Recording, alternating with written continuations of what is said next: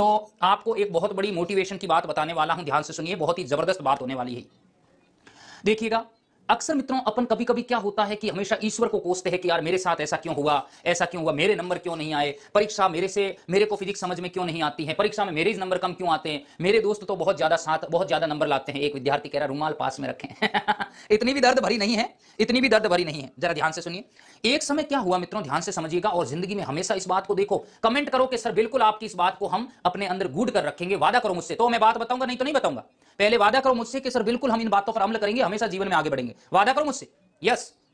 एक समय मित्रों एक मकड़ी थी, मकड़ी आप जानते हो, मकड़ी वो क्या करती है, अपना घर बनाती है, तार वार बुन के जाला वाला जाला बनाती है, जाला, यस देखिए जाला बनाती है, क्लियर। तो आप देख रहे हो जाला बनाती है, तो आप देख रहे हो कि वो एक संग्रहालय के अंदर क्या करती है, मकड़ियां जो है, खूब सारी मकड़ियां होती है, वो जाला बनाती, जाला मतलब अपना घर बनाती, वादा है, थैंक्स मित्रों थैंक्स, वो जाला बनाती, घर बनाती।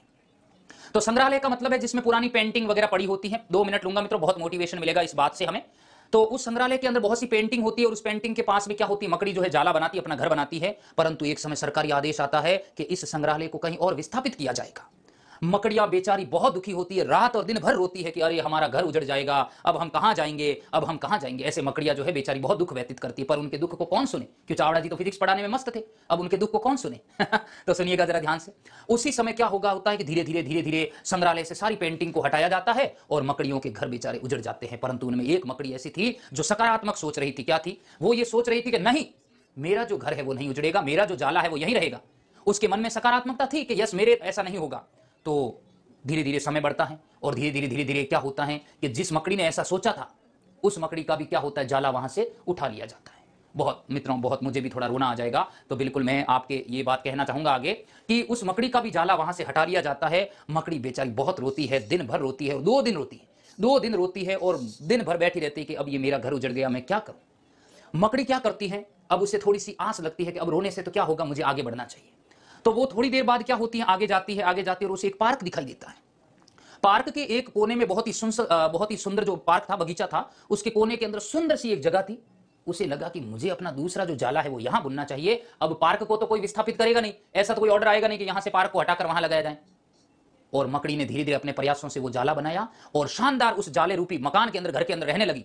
उसने जिस दिन वो रोई ना, उसने ईश्वर को बहुत कोसा कि मेरे साथ ऐसा क्यों हुआ, मेरे साथ ही ऐसा क्यों हुआ, हमारा घर क्यों उजड़ गया, बहुत रोई थी। पर अब उसने ईश्वर को धन्यवाद दिया। क्यों क्यों दिया धन्यवाद? उसको लगा कि ईश्वर ने जो किया वो बिल्कुल सही किया, बिल्कुल सही किया, क्योंकि अगर वो जाला वहां से नहीं हटता तो मकड़ी कभी भी इस बगीचे में, इस जगह पे नहीं पहुंच पाती। तो मित्रों, इससे हमें प्रेरणादायी बात से हमें यह पता चलता है कि हमारे जीवन में भी कभी तनाव आता है, पढ़ाई करते समय हमें चीजें याद नहीं रहती हैं। कई बार ऐसा लगता है कि अरे यार मुझे याद नहीं हो रहा, मेरा क्या होगा, मैं फेल हो जाऊंगा वगैरह वगैरह, ऐसी कई नकारात्मक बातें आपके दिमाग में आती। पर ऐसी बातों को नहीं लाना है, आपको इस मकड़ी वाली बात को दिमाग में रखना है कि जो हो रहा है बेटर और बेस्ट हो रहा है। अगर मकड़ी वहां से विस्थापित नहीं होती मित्रों, तो वो कभी भी सुंदर बगीचे में नहीं पहुंच पाती। तो इसलिए जरूरी था उस संग्रहालय का वहां से हटना। तो जो ईश्वर करता है वो बेस्ट और बहुत अच्छा करता है। इसी भावनात्मक और गूढ़ रहस्य वाली बात के आगे मैं और आगे बात करूंगा। आपको एक बहुत बड़ी मैं न्यूज